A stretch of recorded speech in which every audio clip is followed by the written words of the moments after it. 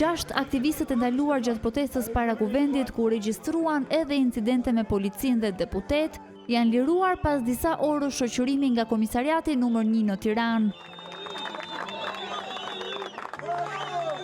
Pas daljes së tyre, 10 protestues të tjerë të mbledhur jashtë komisariatit vijuan të kërkonin sqarime për ndalimin e tyre, duke mbajtur të tensionuar situatën përpara godinës së policisë.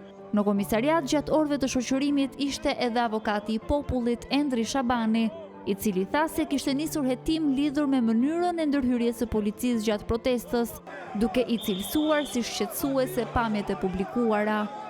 Pak minuta pas lirimit, një nga të ndaluarit, Dritan Goxhaj, deklaroi se gjatë shoqërimit nuk ka pasur dhunë në ambientet e komisariatit, por se sipas tij, incidente janë regjistruar gjatë ndërhyrjes së policisë para kuvendit.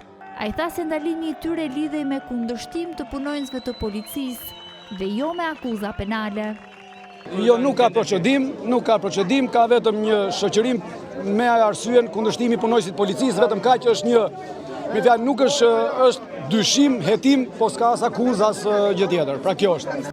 Ndërkohë, jashtë drejtorisë së policisë së Tiranës, protestuesit njoftuan vijimin e protestës dhe paralajmëruan për shkallëzim të qëndrimit, nëse kërkesat e tyre nuk merren parasysh, duke folur për mundësi të mosbindjes civile.